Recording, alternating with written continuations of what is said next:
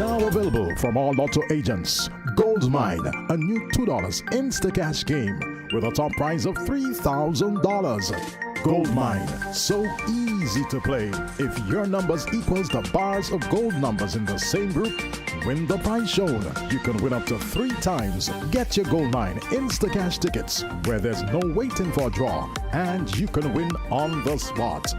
Gold Mine, another easy to win Insta-Cash game from the National Lotteries Authority. Dearest gentle reader, this author is delighted to tell you about this season's 6 most sensational diamonds, vying to ascend to the throne and lay claim to the title of Miss SVG 2024. A royal dream, to be sure, and certainly one that they have long prepared for. But who might this diamond be? Will it be Lisha Beach, Miss GCI St. Vincent, Athalia Gloucester, Miss Flo, Kiwana Hackshaw, Miss Lynch Caribbean Brokers, Felicia Hector, Miss Instacash, Alvina Pinder, Miss Grenadine House, or Zaida Stevens, Miss KCCU? Your royal invitation to this grand gala must be secured with haste. Tier 1, $70, Tier 2, $80, and Tier 3, $100 from the Entice Lounge in Victoria Park, VJ's Restaurant, Perez City Store, Johnny's Barbershop, 4 Shells, Video Extreme, and the Lotte booth at Peace Mo. Join me, gentle reader, and witness how royal dreams come true at the Lavue Boutique Hotel Miss SVG 2024 pageant on October 5th at 8 p.m. at Victoria Park.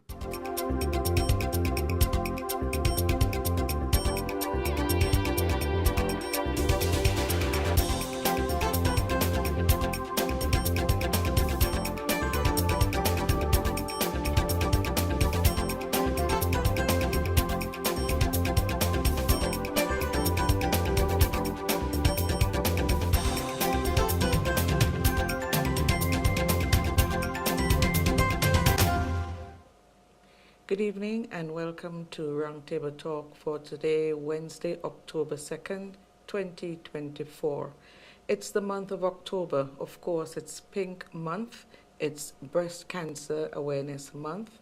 And I have done quite a few of these programs before today, but understand that we haven't touched anything. We haven't touched the surface at all. So this month we'll be doing a series on breast cancer. To start us off, we have with us in studio, she's now a friend of the program, really. She has been here a couple of times, a friend and one of our resource persons in Dr. Erica Jordan, and she's a senior registrar at the Milton K2 Memorial Hospital, and she's accompanied by her colleague, Dr. Mark CUMBERBATCH, who is a registrar also at MCMH.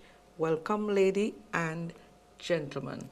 Thank you, Theresa. It's a wonderful experience always being here, and thank you for having me back just to share a little bit about breast cancer again. And you're looking so pretty in your pink. Thank you. Yes, I think we're all wearing some form of pink this evening. Or you're close enough, Doc. No, Yes. this is magenta, but it's close enough to Okay, pink. all right, I hear you. Okay, we're going to start out with the basics. The root cause of cancer, in particular, breast cancer, how does it develop? How does breast cancer develop? Now, breast cancer has its origins in the epithelial cells of the breast. And in our breast, that is the ducts and the lobules. Those are the main cells in our breast, because what is the function of the breast besides looking good and having a sexual function? The breasts are there to provide nutrition for your offspring. And how do you provide that nutrition? The lobules create the milk. It runs along the duct to the nipple, and then it's expressed as milk. So it is that cancer that forms in the epithelial lining of your functional breast cells. And to put it in 2 grand categories, is either ductal or lobular. Okay, well, I've never heard it explained like that before. Thank you for that. So there are two types, lobular and ductal. Ductal. And ductal.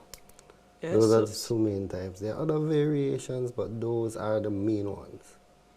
okay, so can you describe each of them for us? Break it down for us. Okay, so ductal carcinoma, this one grows from the epithelial cells.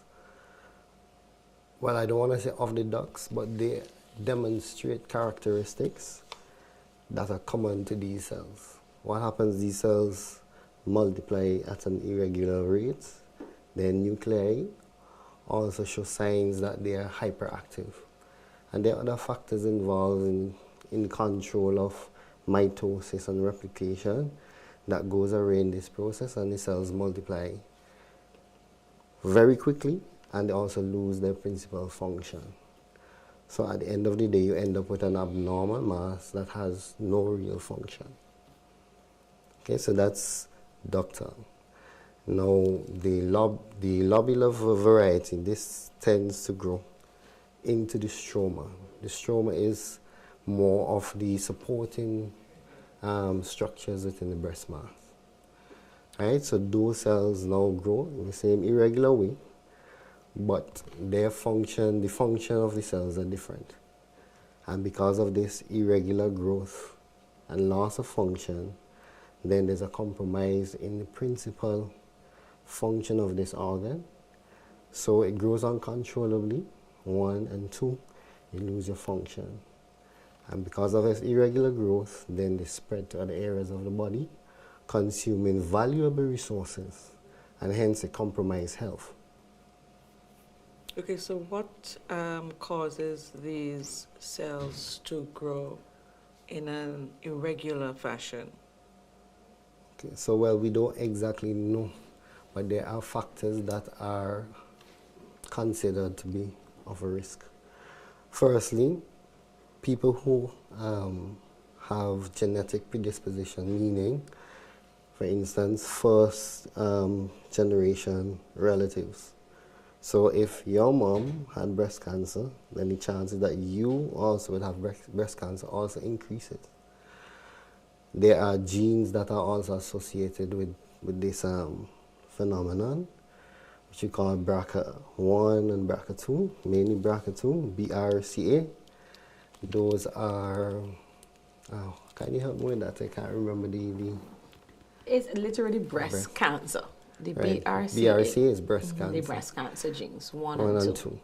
So number 2 is the main one that is actually associated with breast cancers. Okay, more aggressive ones as well. So you have that gene. There's also what is called protein P53. When there are alterations in this gene controls cell replication. So when there are alterations in this gene, then the cell multiplication becomes uncontrolled and irregular, more frequent, and hence you have development of what is called a neoplasm, right, which is new tissue that has grown uncontrollably. Yeah. Now, we ask, why does cancer occur? And that is not a simple thing to explain, because we are very complex organisms. And a normal functioning person, you have abnormal cells being created all the time, but your body has the capacity to isolate these cells and kill them. And then you have genes that control the growth rate of things that happen in your body, how your cells multiply. And for some reason in cancer, our bodies not only produce more abnormal cells, but our ability to destroy those abnormal cells becomes altered. And the day that we find out exactly why this happens is the day that we win the molecular war against breast cancer. Because when we recognize exactly why it happens, we will know how to stop it from happening. Now, I've heard it said that everybody has cancer cells. Is this correct? in a very broad way of looking at it, everyone has abnormal cells in their body. But our body has the capacity to identify and destroy these abnormal cells. Right? Normally what would happen, you have cell replication and these form into tissues, conjunction, a community of cells or tissues develop into an organ, and this organ together with other organs form a system. So you have a respiratory system, for instance, formed by the lung, right? The trachea or windpipe, and your nostril, your nose, all these things form together to help you to breathe. Okay? When these cells multiply with an uncontrolled rate and they lose their function, then starting from the building unit of the cell, then the tissues become altered. As it's a metaplasia where there is a change in the tissue but it's not necessarily a cancer at that point. Then there's dysplasia, in which as you go along the alterations become more and more complex and different and causes the tissue to not become recognized at all as to what their function should be. Then after this continues, then you have what we call a cancer. And in that case is where there is a pathological process that takes place. Let's talk about that pathological process. So, as I said, you lose the function in terms of what these organs are supposed to do. And the main function now becomes to replicate. So these cells then replicate exponentially, and they grow, and because they grow in an uncontrolled fashion, eventually they form masses and may erode the skin and then form ulcers. Right? So then is when you see complete loss of function of what these cells are supposed to do. And this situation is what we are now calling a cancer. Right? So in this case of the breast, you may have what some people may develop stage 4 or stage 4 cancer, where you already see the skin of the breast changing its characteristics from that smooth, soft skin that you normally have to sometimes it being thick and coarse. Right? And as this process goes along, then you may have even erosion and the formation of ulcers on the surface of the breast. And that is more an advanced stage within the breast cancer. Okay, so that's what we're referring to as when we say cancer. The key to all of this is to catch this process in the early phases so that we can actually make an impact in terms of survival. The goal of all of this is survival. Right? Yes, eventually there may be recurrence, but those may be 10 valuable years that you give to your children. Okay. Right? That makes a whole lot of difference. And that knowledge that you have, that you pass on to your kids, it may change the world. Okay, so it's important for us to detect these things early. And early detection is key in terms of early detection saves lives. Saves lives. Taking it back, really layman terms, Theresa, what I like to tell my patients, I divide it into 2. Because there is a misconception that every lump that you feel in your breast is a cancer. But a lump is a mass, and that is just something that has shape, has weight, and occupies space. And in the great scheme of things, there are 2 types of lumps. You have your benign lumps and you have your cancerous lumps. Your benign lumps are the ones that we say are not dangerous. They may grow, they can increase in size over time, but they will not spread to other structures in your body. Whereas the cancer is the one we consider dangerous, because with all that Dr. CUMBERBATCH has explained, we realize that this thing grows, and it grows rapidly, and it grows out of control. And not only does it have the capacity to grow like the benign lesions, but now it has the capacity to invade the healthy tissues that surround it. Sometimes it invades it directly. That's like if I touch you and I spread it to you. Sometimes it might travel through your blood to a different part of your body. Sometimes it might travel through your lymphatic system to a different part of your body. So we tell them your benign lesions, they grow, but they do not spread, so they're not dangerous. Cancer, why is it dangerous? Because it grows and it spreads. And wherever it spread is like one of those bad mange. It sticks, it continues to grow and multiply uncontrolled, and in the end you have multiple systems that are affected and your patients die from multi-system organ failure. So again we say, and as I mentioned before, if we knew how to stop it from happening, we already would. But all we can do is educate, inform our public about cancer, because the earlier we can get you to detect your cancer, the better prognosis you have, and early detection saves lives. Okay, good time for us to take our very first break. When we come back, we'll talk about what are some of the signs and symptoms of breast cancer. Back in just a moment.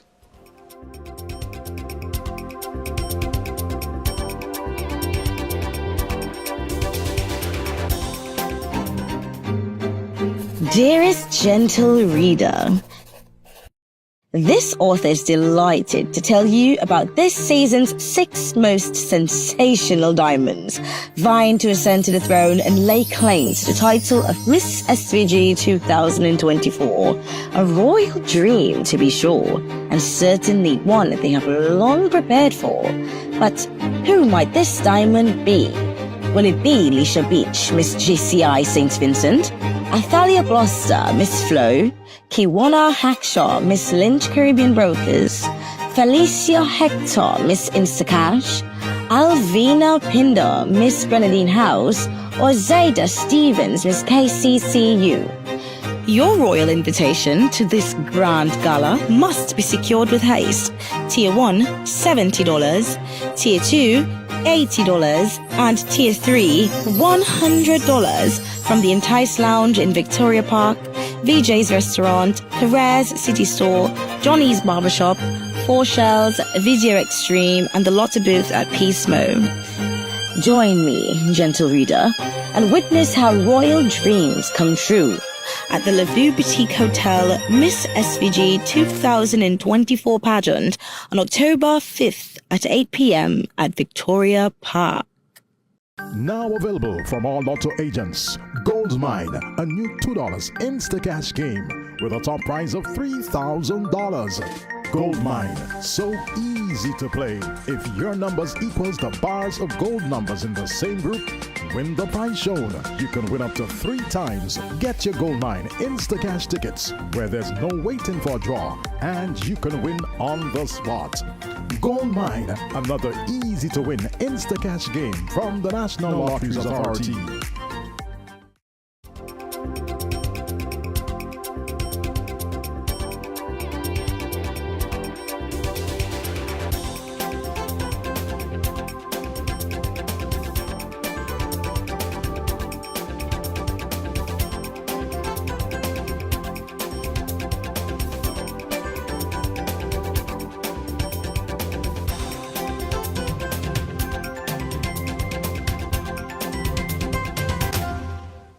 Welcome back.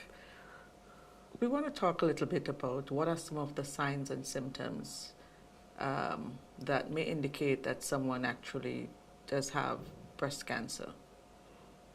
Now, I recognize that when I can see things, I understand them better. And from being here with you before, I thought that it would be of benefit for the program for us to have some pictures to show our viewers. So I invite you to share with me right now the change in breast shape or size.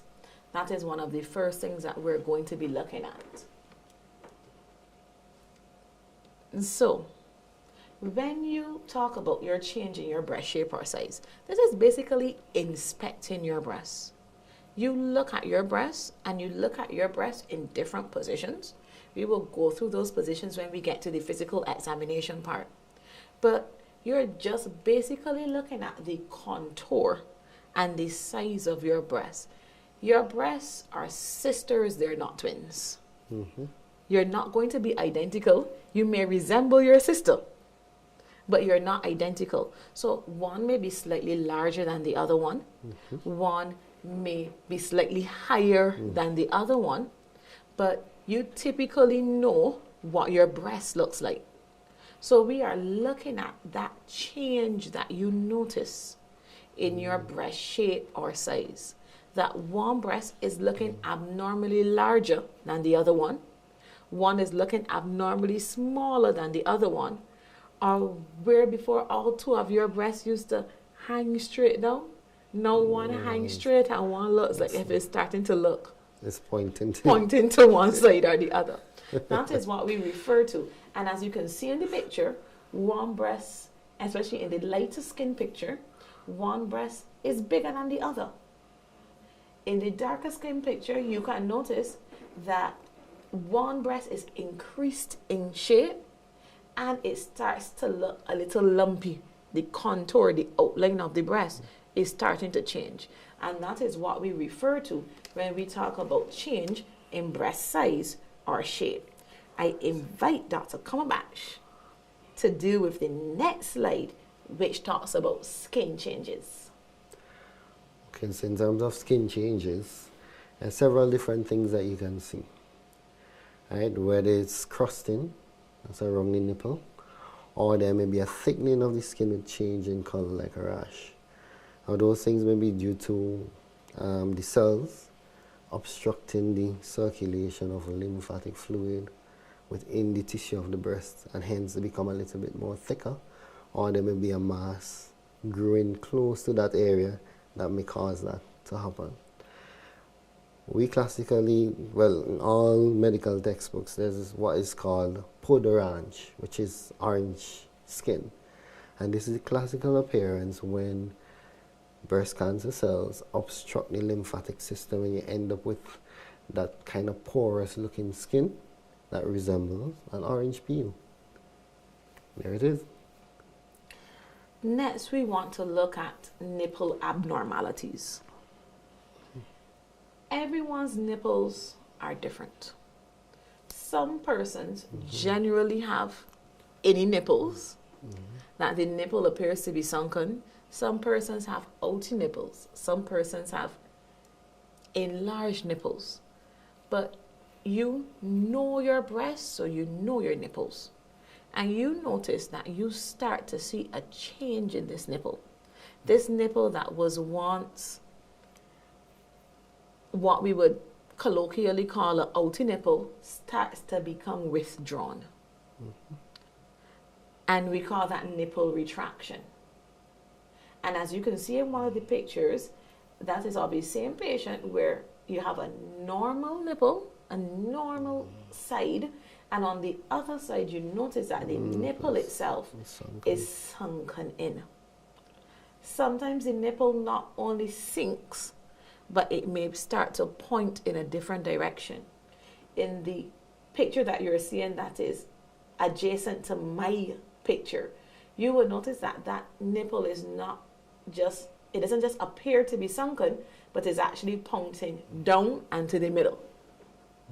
So we encourage you to look at for changes in your nipples, not only that it is sunken, but sometimes an abnormal permanent retraction to one side or the next may be indicative of breast cancer.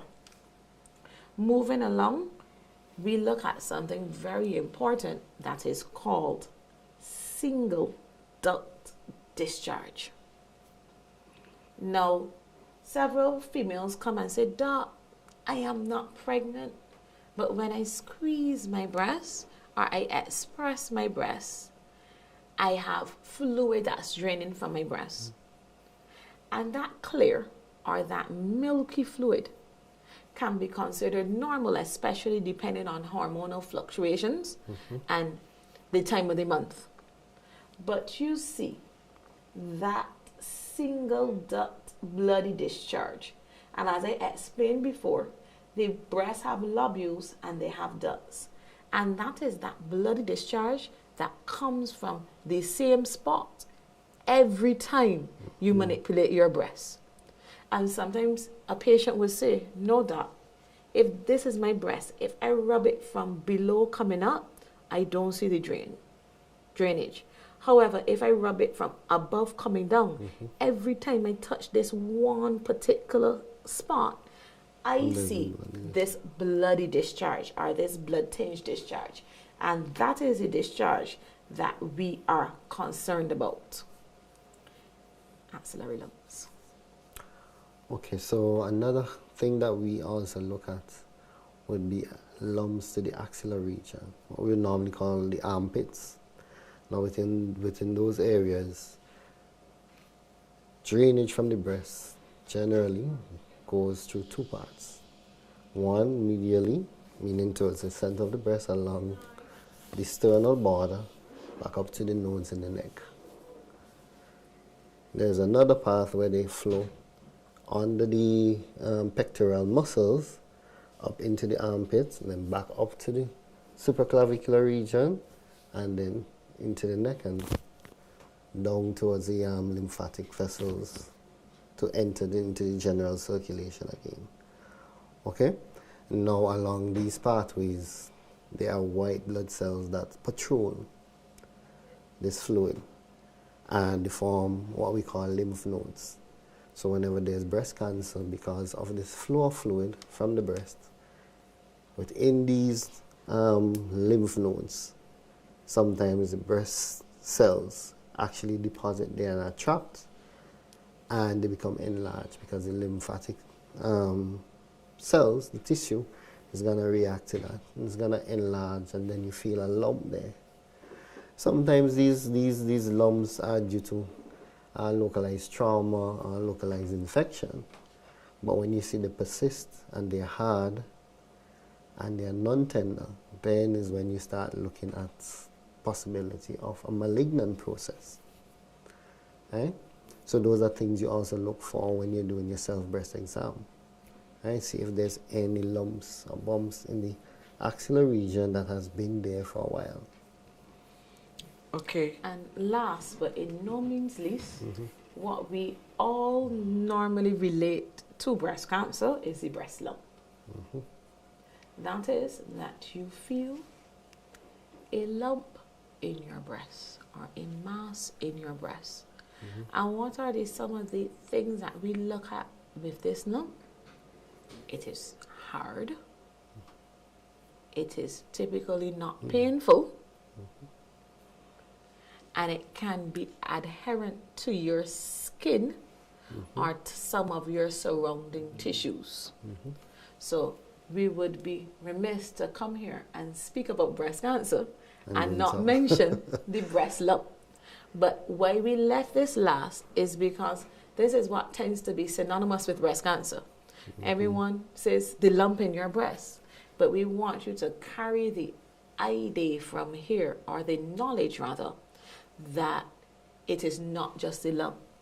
It is the changes in the shape and the contour of your breast. It is the changes in your skin. It can be that nipple discharge. It can be an axillary lump, or it can be a breast lump. And all of these are things that we look at when we talk about signs and symptoms of breast cancer. So, is it fair to say that there are instances where none of these signs and symptoms are evident at all? That is a very fair question and is a very fair response. Yes, there are times when you don't see any of these.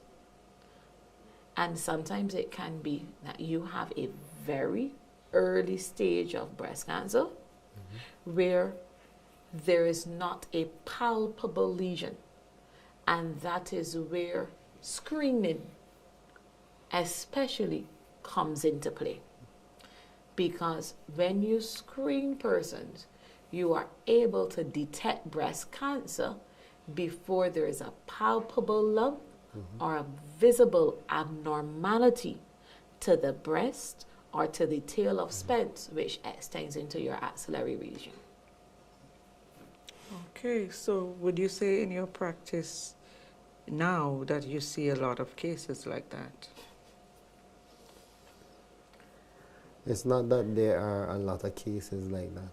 Sporadically, you're going to encounter someone who has, for instance, a mass in the abdomen, and you investigate, you look In to the abdomen? in the abdomen, right? Because some breast cancers, depending on the variety, can metastasize to the peritoneal cavity.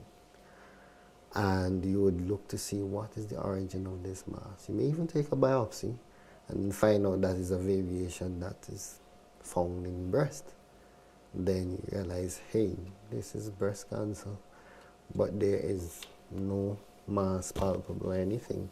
That's because sometimes, as I said, the cancer cells can grow either into the stroma, into the parenchyma, the stroma being the supporting tissues. So when they go into the stroma, you don't feel a mass. There are minor changes, but you don't really feel anything that is particularly different from a normal breast tissue. So it's as if this came out of nowhere, but there is a mass in the abdomen, for instance. Okay? Now, yes, screening also can pick these things up. Your mammograms, right, can pick these things up. But that is why you also have to play a part in detection. So, at an early age, if you know that, for instance, your relatives, one of them may have suffered or died because of breast cancer, then you should start doing yourself breast exams, getting to know yourself. Right? Once you know yourself, you can detect changes and make the necessary action when things come to light. Okay, before you come in, we'll take our second break. When we come back, we want to talk about when, in cases when nobody in the family has breast cancer or has had breast cancer, and we also want to talk about the various stages of breast cancer. Back in just a minute.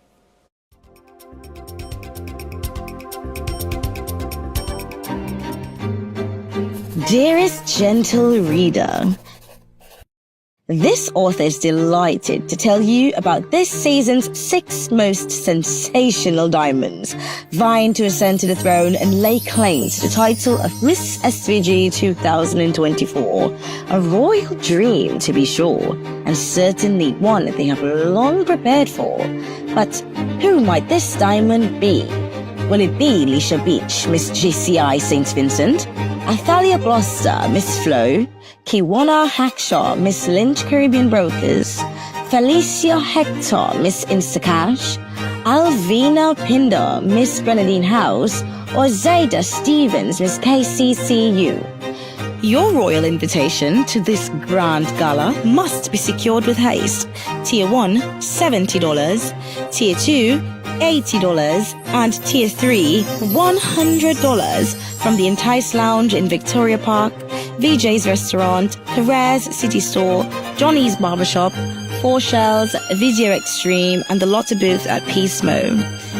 Join me, gentle reader, and witness how royal dreams come true at the Lavu Boutique Hotel Miss SVG 2024 pageant on October 5th at 8 p.m. at Victoria Park.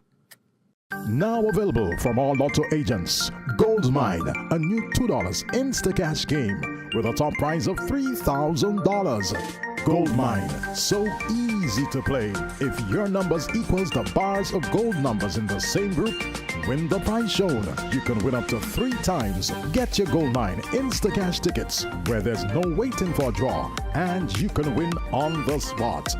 Gold Mine, another easy to win Instacash game from the National Lotteries Authority.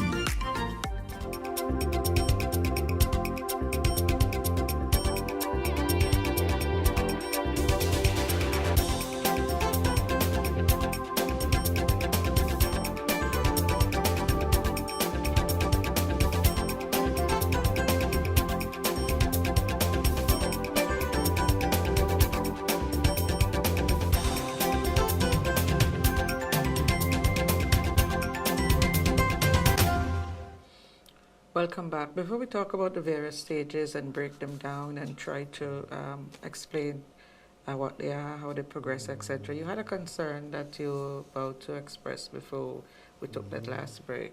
Yes, I was going to say that, unfortunately, the general reaction of the population is more reactive than proactive. And this means that we are diagnosing a lot of breast lumps. When persons rather take responsibility for their health, they go out, they screen. And when you're screening, the difference between screening and diagnosis is that you go healthy or apparently healthy to make sure that you are still healthy. And as part of the screening of a healthy individual, you notice that something is going wrong in the early stage.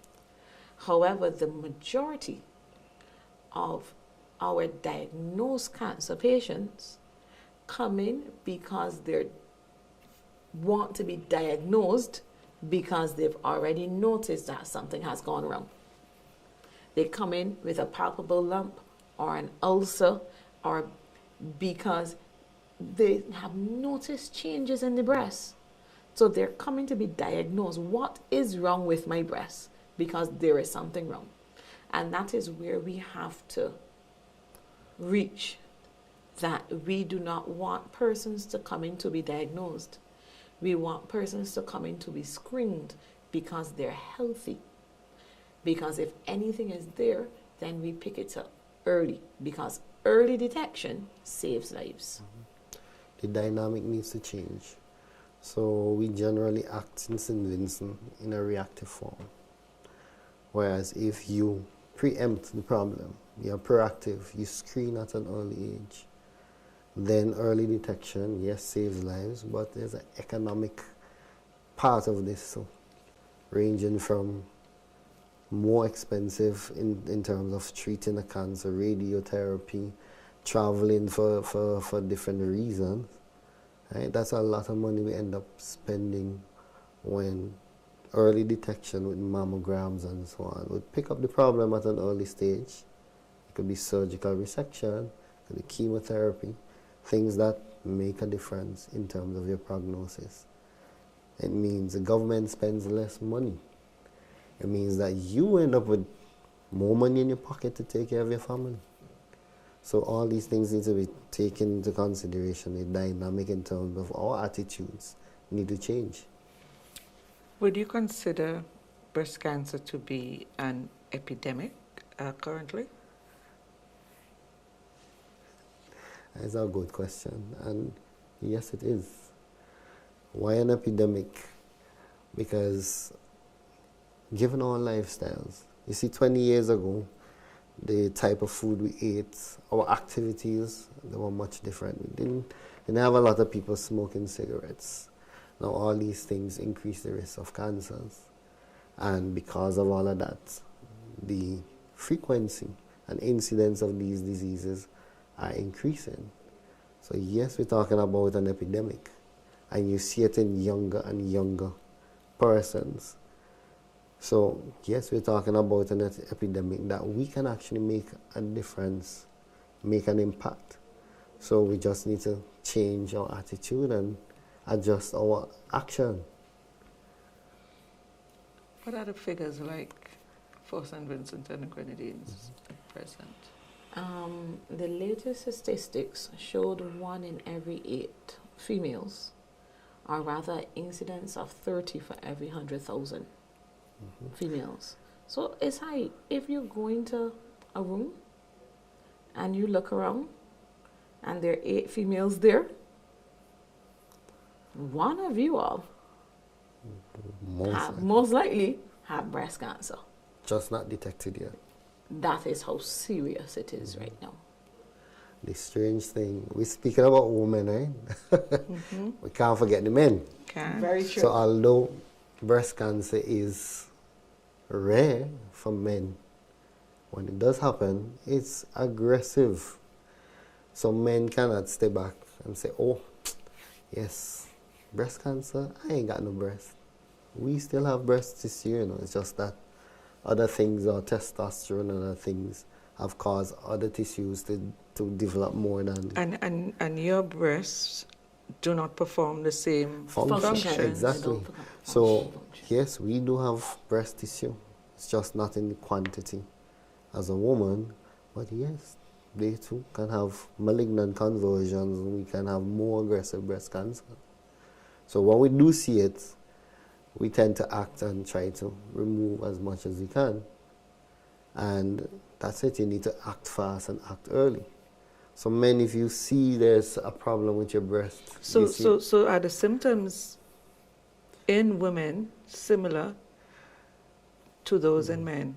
well, it was not a matter of being similar, because yes, you would feel a lump there, you would see a change in size, change in shape.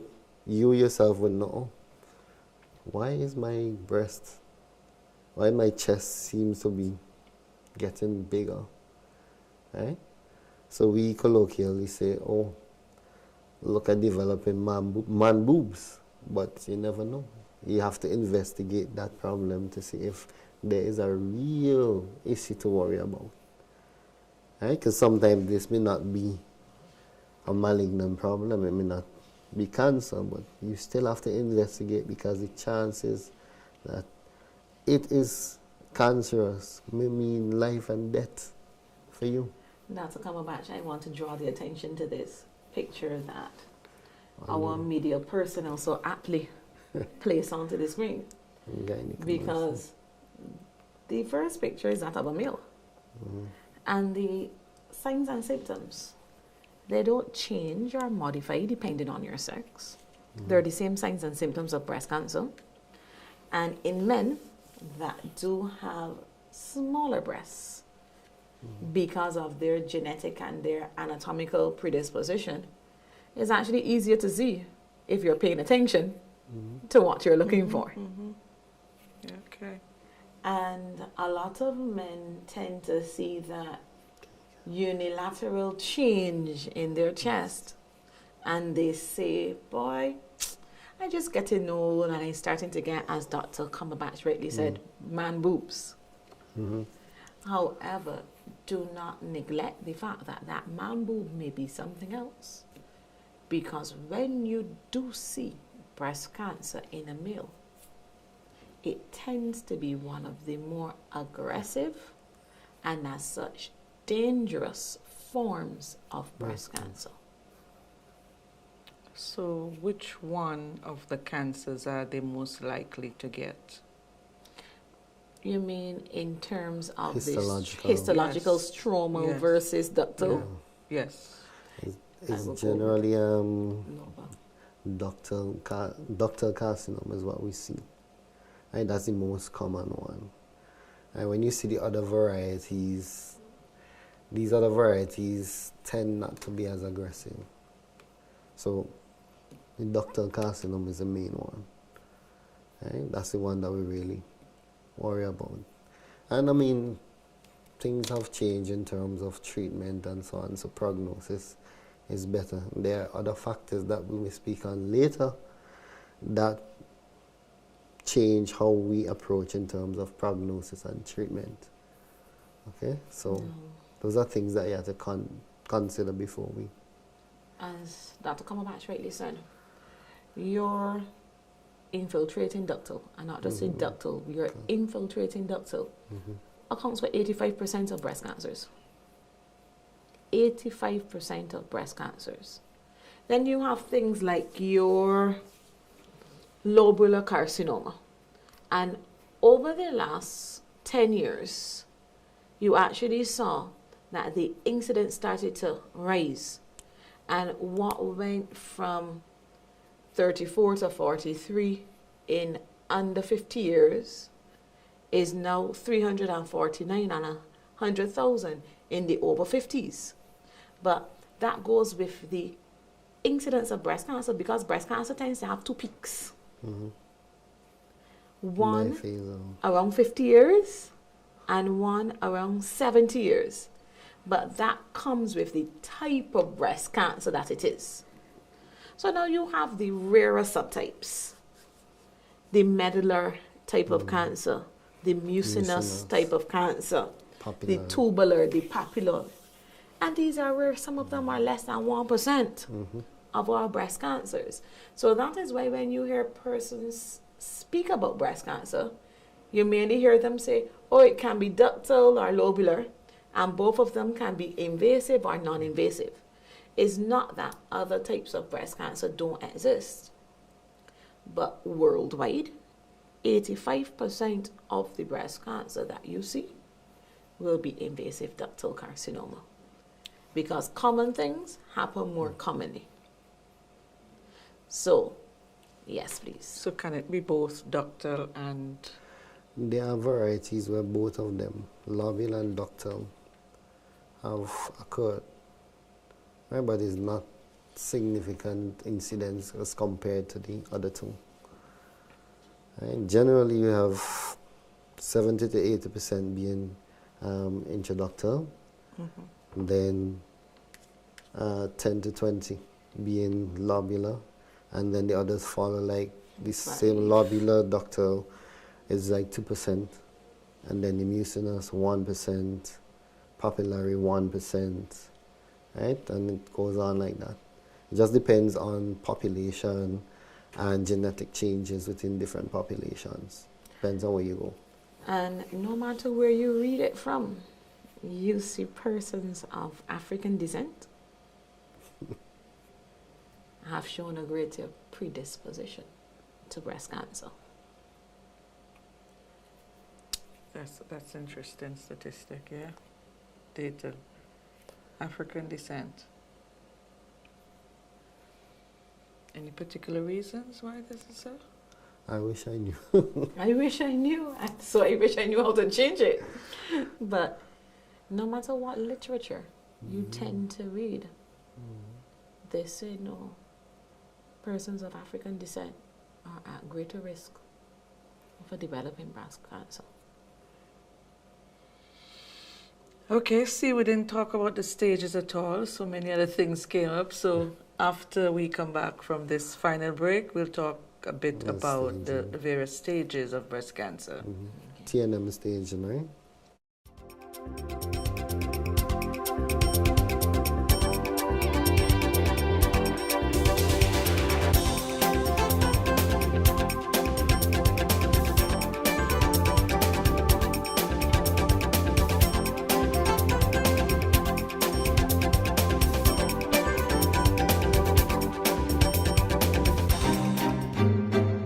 Dearest gentle reader, this author is delighted to tell you about this season's 6 most sensational diamonds, vying to ascend to the throne and lay claim to the title of Miss SVG 2024.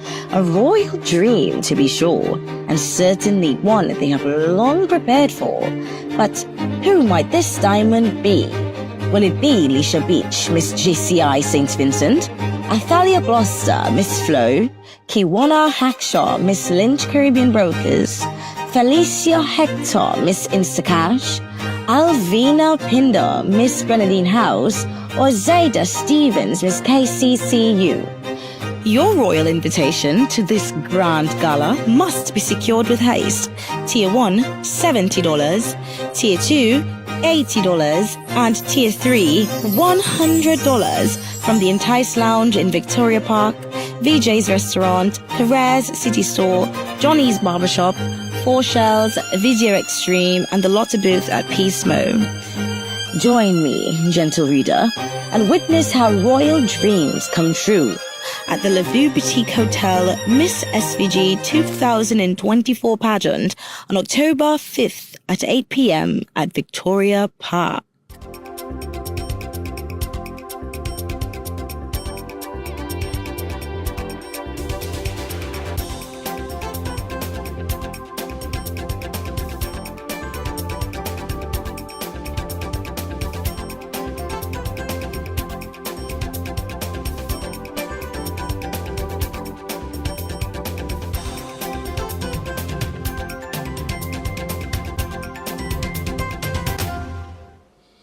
Welcome back. Let's talk a little bit more about the stages involved in breast cancer. There's stages and there are also grades. Yes, please. Now, we are looking into the real oncological part of breast cancer when we're starting about staging. There's a clinical stage. That is what the physician that sees you, sometimes from your physical, not sometimes, from your physical examination, from the size of your tumor, from the fact that you may have palpable lymph nodes or not, from whether your breast lump is adherent to the skin, or that breast is actually adherent to the chest wall, or even the infiltration of the amount of skin that covers the breast, gives you a clinical staging. But for your true staging, you have to look not only at the size and the infiltration of the tumor, the amount of accompanying lymph nodes, and the spread of those that cancer to other areas. Now, bringing it back, to put it in a very simple way to understand staging in terms of size and penetration through the breast, I like to look at what is a mango. Is there anyone here that doesn't know what a mango is? Doesn't like a mango? Has never seen or bitten into a nice juicy mango? A mango has different layers. You have the skin of the mango. You have the fleshy aspect of the mango. You have the seed of the mango. And you have the center of the mango. Now, when you look at the center of the mango, those are your very early stages of cancer, maybe like a stage 1. And I know Dr. CUMBERBATCH later will break that down for me, but indulge me to speak about my mango for a little while. And then the cancer grows, and as it grows, and as we mentioned that 85% of cancers are infiltrative, that means they invade into the surrounding tissues. It is not just confined to the white part inside of the mango seed now. The mango seed itself gets affected. And we might have a stage 2. And then that same mango seed, it spreads out of the mango seed and it comes into the fleshy part of the mango. And you can imagine that each time it comes out, it's getting bigger and it's getting bigger.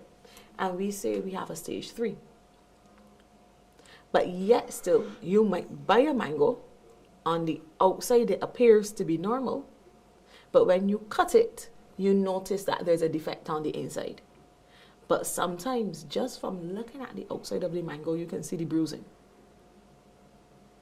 And you can see that from on the surface, something is definitely wrong with that mango. In layman terms, that is the stage 4. Because the cancer has not just moved from those epithelial cells that we spoke about that microscopically are the center of that mango seed. It has invaded into the surrounding tissues through the mango seed, through the fleshy part of the mango, through what we would have said the palpable lump, the fleshy part of the mango, and it is now invading into the skin. You can see that at least 2/3 of your skin, 2/3 of my mango on the outside is discolored. My mango now, the texture of the mango changes. It might be rubbery. It might be start to get soft spots, damaged in some areas.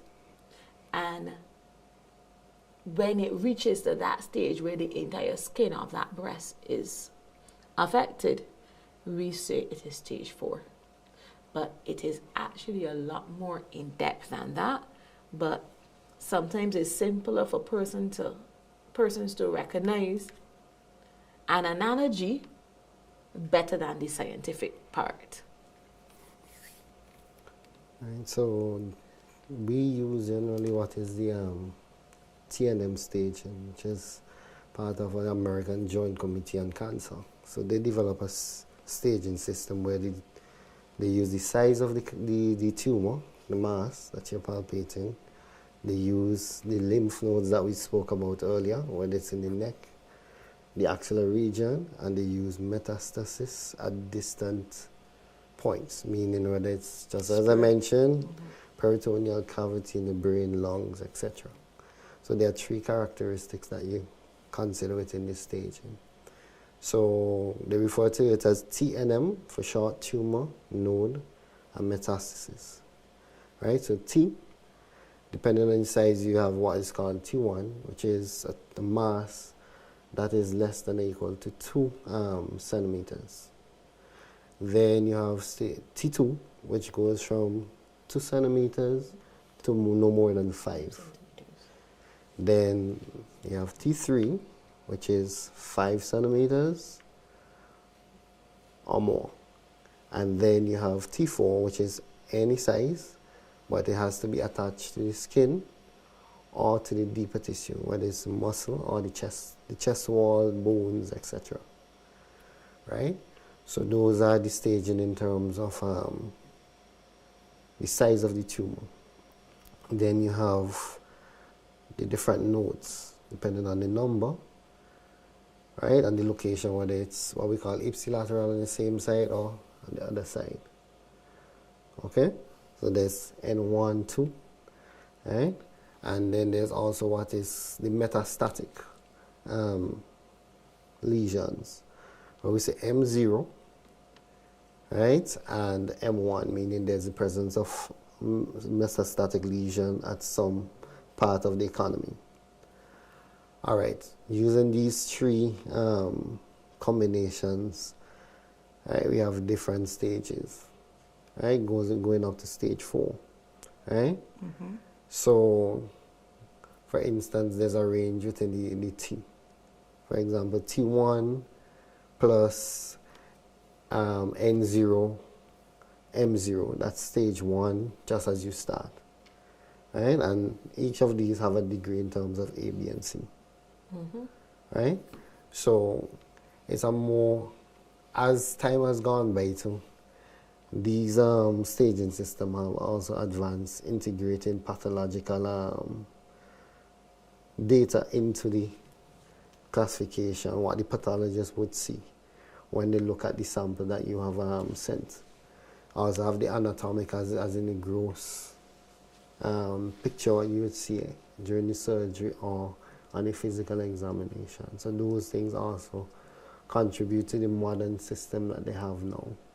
And all of these have in the implication in terms of the type of chemotherapy that you're going to use, when you're going to apply it, because we now have what is called neoadjuvant therapy, where you start adding or giving therapy prior to actually doing surgery for the cancer, right?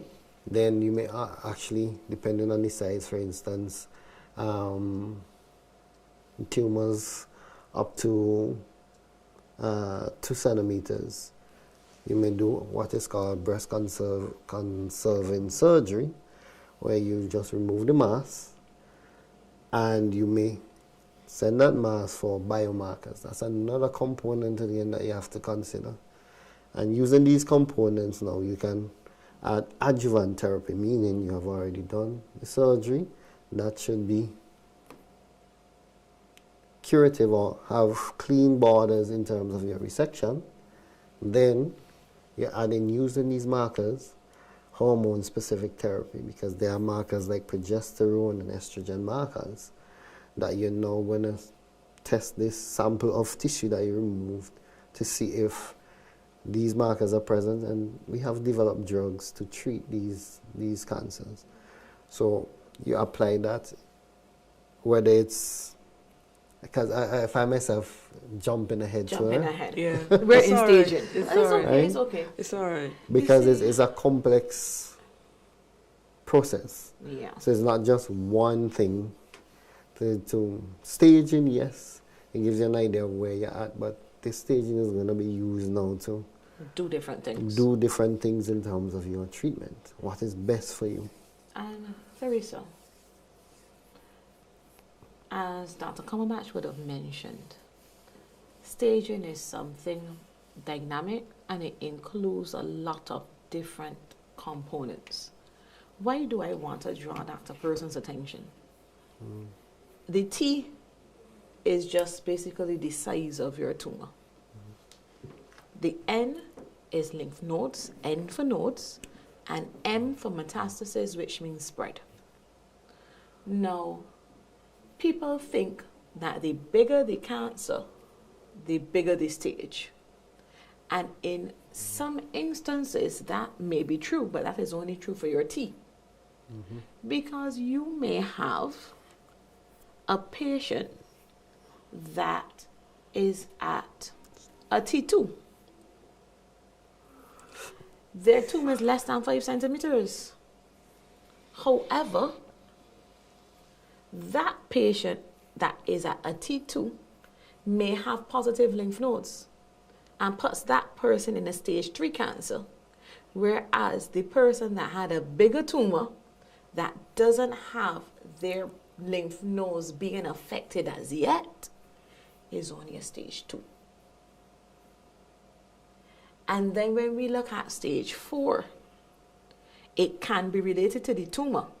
And if it, as I said, spread to the skin of the mango, spread to the skin, or your breast is adherent to your chest wall. But then it can be a tumor of any size as long as it's a spread to a distant organ. So it could be a little lump. But when we diagnose that lump and we start to look to see if it has spread to other places, you may have a very tiny lump, but you have spread to distant organs, and that means that you are a stage 4.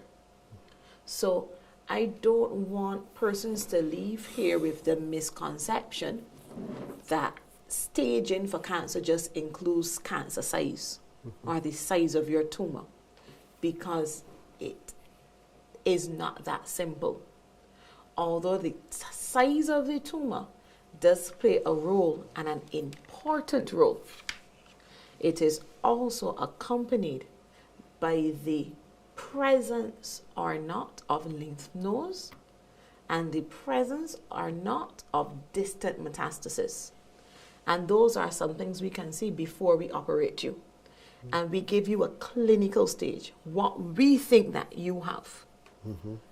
But then, let's say we did a mastectomy, a modified radical mastectomy, where we took off your breasts and we tried to get all the lymph nodes possible in the axillary region.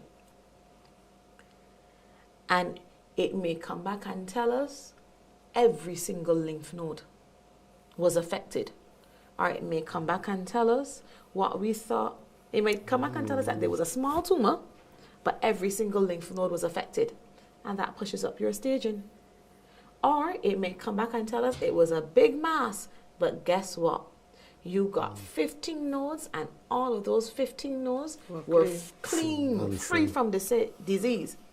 And that starts to drop your staging. So it is a dynamic thing. And I find a lot of persons associate staging to the size of your tumor. And it is not that simple. Right, the perfect note on which to end this evening's edition of Roundtable Talk. We didn't talk about how hormones fuel cancer, a lot of stuff we have not.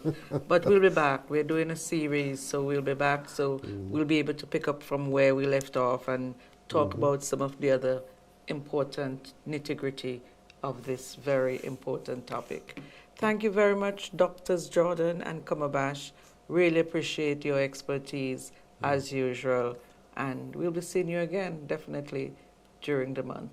Thank you for having us. Thank you. That's all for now. See you again next week, Wednesday, for another edition of Roundtable Talk. Good evening.